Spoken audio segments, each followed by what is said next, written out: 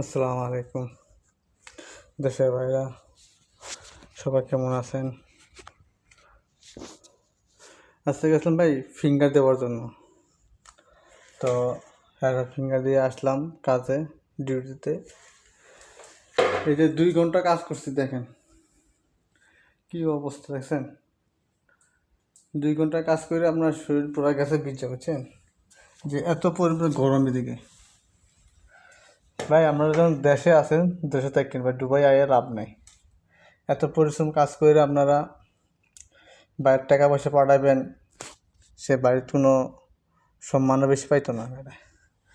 কেন দেখবেন যে প্রবাসে থাকে, আগে দেখে প্রতি মাসে টাকা বেশি দিলে, 1 মাস আগে টাকা কম দিলে এবার বলে কে তুমি টাকা কম দিচ্ছি কে, লেগা কম দিচ্ছেন কেন।